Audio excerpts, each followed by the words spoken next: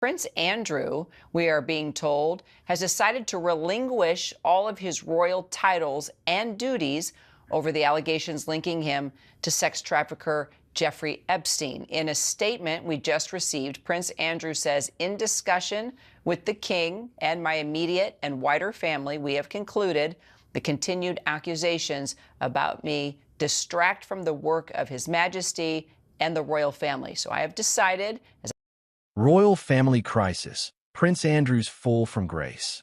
Welcome to British Newsblog, where we bring you the most compelling stories from the heart of British politics and royalty. If you're new here, do hit that subscribe button now because what I'm about to tell you is absolutely extraordinary. And trust me, you won't want to miss what's coming next on this channel. Right, let's get straight into it. Friday night, Buckingham Palace. A statement drops that sends shockwaves through the entire nation. Prince Andrew, the Duke of York, brother to the king, has been stripped of virtually everything. And I do mean everything. But here's where it gets absolutely fascinating.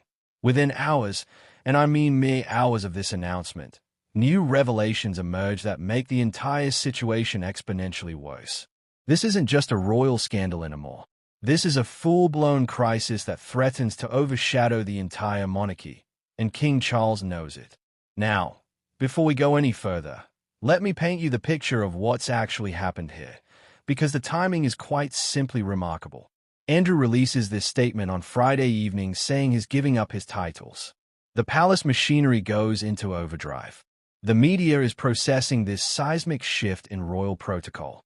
And then Sunday morning arrives, and the Mail on Sunday drops an absolute bombshell. Prince Andrew allegedly sought to obtain personal information about Virginia Giuffre through his police protection officer. Let that sink in for a moment. A member of the royal family, using the resources available to him, attempting to investigate a woman who had made serious allegations against him. The Telegraph goes even further, suggesting Andrew was trying to dig up data on Ms. Giuffre, and this reportedly happened just before that infamous photograph of them together was published. The optics of this are catastrophic, absolutely catastrophic, and Virginia Giuffre's brother has now entered the fray, calling for Andrew to lose the one thing he has left, his prince title. Because here's the thing that most people don't quite grasp. Andrew can no longer use Duke of York publicly. He's lost his role as Councillor of State, his Knight of the Garter status, his Knight Grand Cross of the Royal Victorian Order. The man has been systematically stripped of every honor, every role, every public-facing title that gives him any semblance of official standing.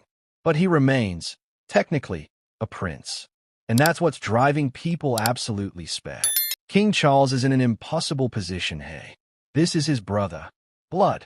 Family. The same brother who was once known as the dashing naval officer, the Falklands War hero, the Queen's favorite son, some would say. And now Charles is facing calls to take the nuclear option and strip Andrew of his princely status entirely. Can you imagine the family dinners, the private conversations, the utter awkwardness of having to publicly dismantle your own brother's position within the institution you're meant to protect? It's Shakespearean, truly. And make sure you're subscribed because we'll be tracking every single development in this story as it unfolds.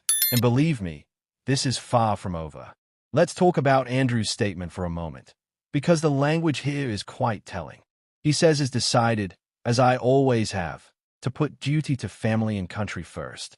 That's a rather bold claim considering the circumstances, wouldn't you say? He mentions standing by his decision from 5 years ago to step back from public life, yet here we are, needing another announcement, another stepping back, another layer of removal. The statement says, with His Majesty's agreement, we feel I must now go a step further. That we is doing some rather heavy lifting there, isn't it? It suggests collective decision-making, family unity, a mutual understanding. But reading between the lines, one has to wonder just how much of this was Andrew's choice versus Charles essentially saying, right, this has gone on long enough. And then there's that final line. As I have said previously, I vigorously deny the accusations against me. Still denying, still defending, still maintaining his innocence even as the entire edifice of his public life crumbles around him.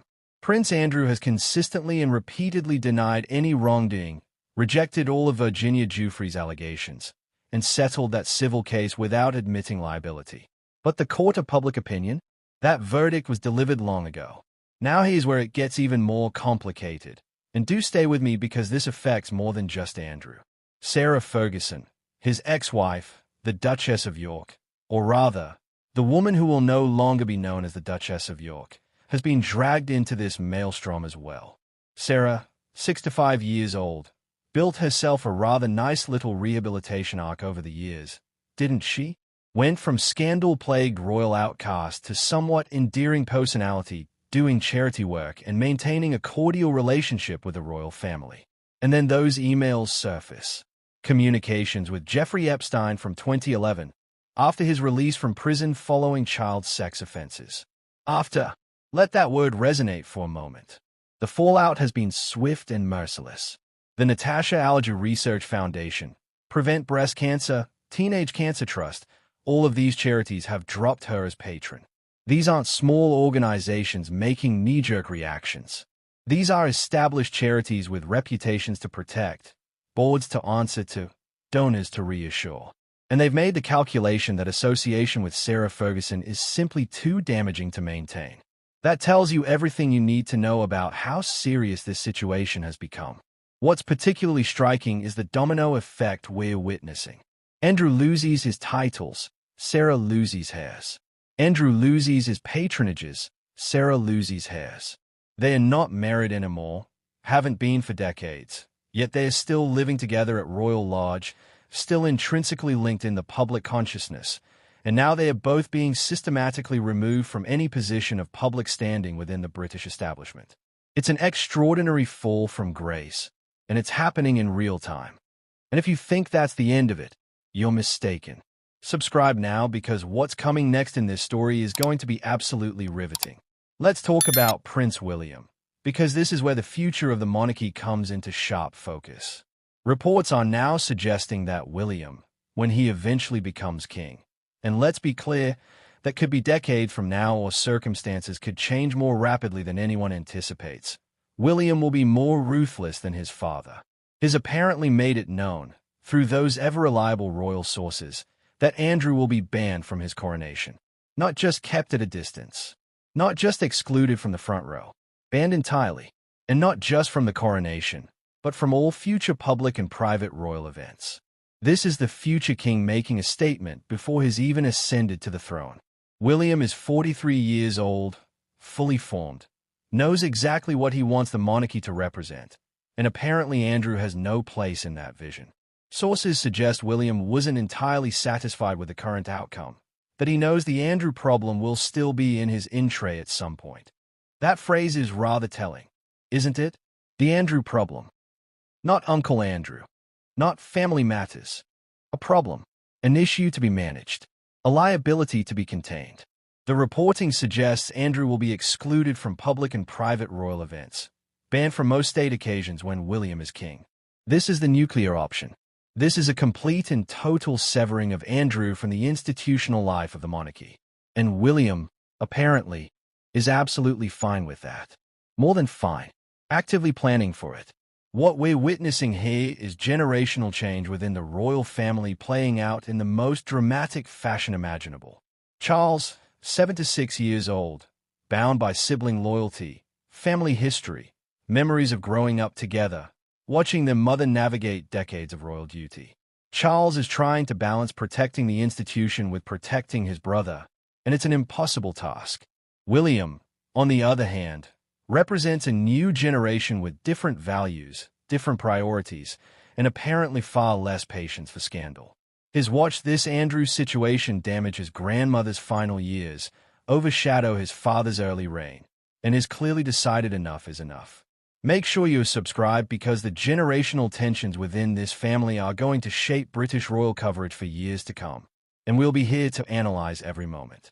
The broader question hovering over all of this is, what does this mean for the monarchy itself? Because let's be brutally honest for a moment. This is damage. Serious, sustained, reputation-destroying damage. Every time Andrew's name appears in headlines, every new revelation, every leaked email, Every report about police protection officers being asked to dig up information on alleged victims, it chips away at the mystique, the dignity, the carefully cultivated image of the royal family as being above this sort of sordidness. King Charles has spent his entire life waiting to be monarch. His whole life. And now that he finally has the crown, a significant portion of his energy is being consumed by managing his brother's scandals. The palace has tried the quiet approach, the gradual distancing, the strategic withdrawals, and none of it has worked. The story won't die because new information keeps emerging. And that's the real nightmare for the palace communications team. They thought they'd contain this, thought they'd reach some sort of stable endpoint, and then Sunday morning arrives, and there are new allegations about Andrew's conduct in the papers. The monarchy's survival has always depended on its ability to evolve, to read the public mood, to make the difficult decisions when necessary. Charles stripping Andrew of his titles is a recognition of that reality. But the fact that it took this long, the fact that Andrew was allowed to attend the Christmas Day church service at Sandringham in previous years, the fact that he's still living in Royal Lodge, these details matter to the British public. There's a sense that the royal family protects its own even when perhaps it shouldn't, that there's a different standard applied to those born into privilege. And here's the thing that should make the palace extremely nervous. The British public has a long memory and very little patience for perceived hypocrisy. They watched Prince Harry and Meghan be hounded out of royal life, watched every misstep be magnified, watched as they were stripped of titles and patronages with remarkable speed. And then they watch Andrew, whose allegations are of an entirely different magnitude of seriousness, be handled with kid gloves for years. The contrast is stark, and people notice. Do hit that subscribe button if you haven't already, because we're going to continue holding power to account, asking the difficult questions, and providing the analysis you won't find anywhere else. Virginia Giuffre's allegations against Prince Andrew have always been serious, and he has always denied them. He settled that civil case in the United States, reportedly for a significant sum, while maintaining his innocence. That settlement allowed him to avoid a trial, avoid testimony, avoid cross-examination.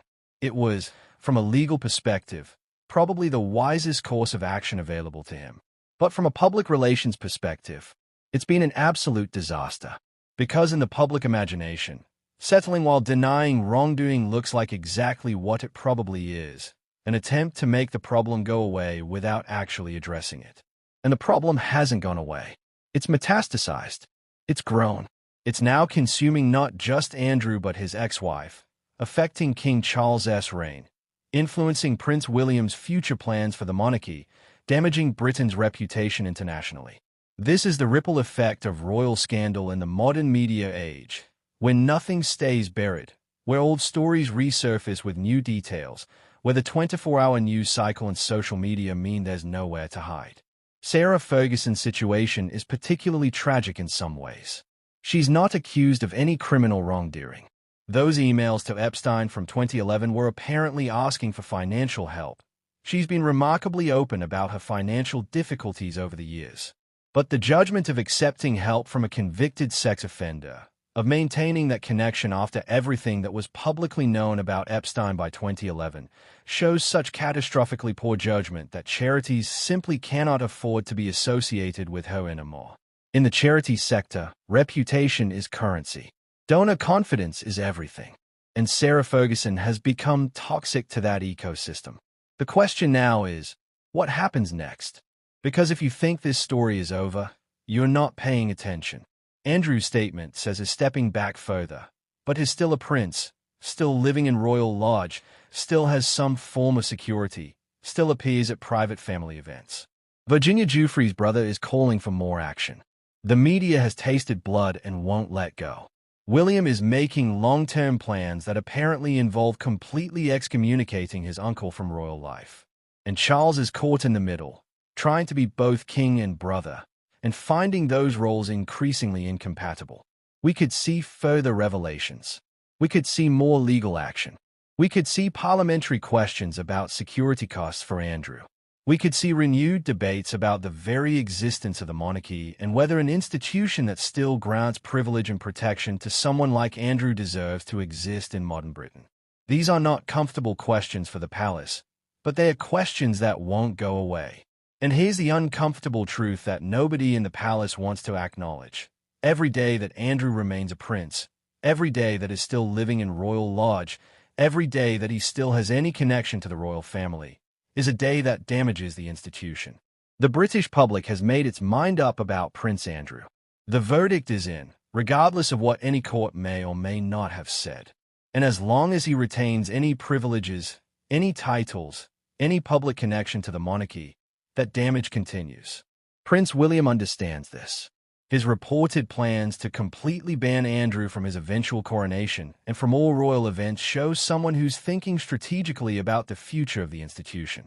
William has grown up watching his grandmother and father try to manage this situation with increasing desperation, and has apparently decided he won't repeat their mistakes.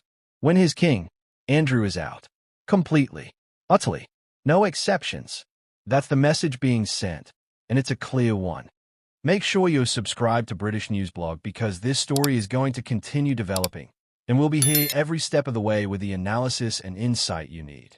The monarchy is at a crossroads. It's been at crossroads before: the abdication crisis, Diana's death, the Harry and Meghan departure.